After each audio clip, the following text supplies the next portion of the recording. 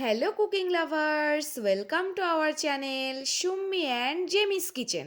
আজকে আমাদের রেসিপি হলো একটা হেলদি স্ন্যাক্স। হেলদি স্ন্যাক্সে আমরা অনেক ভেজিটেবলস ইউজ করে নিয়েছিলাম।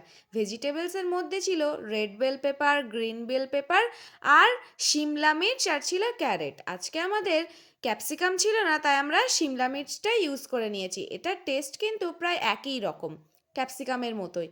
এবার আমরা চিকেনগুলোকে পকোড়ার স্টাইলে ভেজে নিচ্ছি। আমরা কিন্তু খুব বেশি কোটিং দিইনি, একদম হালকা কোটিং দিয়েছি যাতে চিকেনের টেস্টটা বেশি ভালো পাওয়া যায়। দোকানে কিন্তু বেশি করে বেসনই দেয়, আমরা সেই টেস্টটা নেব না বলে একদমই হালকা করে বেসন দিয়েছিলাম।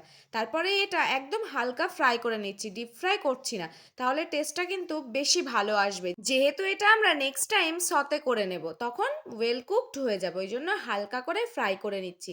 এটা কিন্তু হেলদি একটা স্ন্যাক্স বলা চলে, যেহেতু এর মধ্যে অনেক ভেজিটেবলস যাচ্ছে আর খুব কম অয়েল দিয়ে এটা রান্না হবে। দেখুন এবার এটা প্রায় রেডি হয়ে গেছে। এরপর আমরা ভেজিটেবলসগুলো জুলিয়ান শেপ করে কেটে নিয়েছি, এবার সতে করার জন্য একদম রেডি। আমরা হালকা অয়েল দিয়ে ওর মধ্যে সব ভেজিটেবলসগুলো দিয়ে দিলাম। আমরা কিন্তু এর সাথে একটু অনিয়নও অ্যাড করেছিলাম, যেটা আপনাদের ফার্স্টে দেখানো হয়নি। এবার আমরা একটু স্বাদ মতো লবণ দিয়ে দিচ্ছি। তারপরে এবার বিভিন্ন রকম সস অ্যাড করব।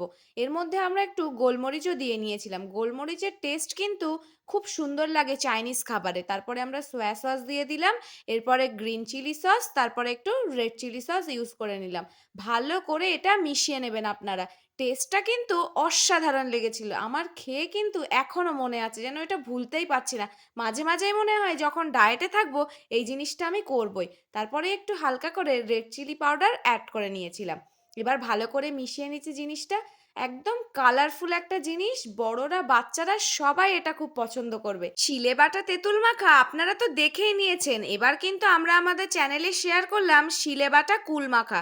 কুল মাখাটা কিন্তু অসাধারণ হয়েছিল। আপনারা ঝটপট আমাদের চ্যানেলে গিয়ে ভিডিওটা দেখে অবশ্যই একবার বাড়িতে ট্রাই করুন। একদম অন্যরকম লেগেছিল, যেহেতু এটাতে আমরা একটু তেঁতুল ইউজ করেছিলাম। আমরা কিন্তু এতই সুন্দর লেগেছিল যে পরপর 3 দিন আমরা এই কুল মাখা খেয়েছি বাড়িতে, সবাই খুব ভালো বলেছে। আপনারা অবশ্যই একবার ট্রাই করুন বন্ধুরা। এবার আমরা এটা অ্যাড করে দিলাম একটু রসুন কুচি আর টমেটো সস। টমেটো সসটা দেওয়ার ফলে কিন্তু একটু মিষ্টি মিষ্টি একটা ভাব চলে আসবে।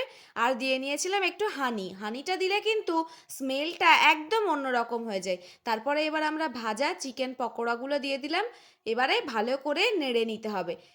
লো ফ্লেমে এটা খুব ভালো করে নাড়তে থাকবেন, যাতে সসের সাথে চিকেন পাকোড়াটা খুব ভালো করে মিশে যায়।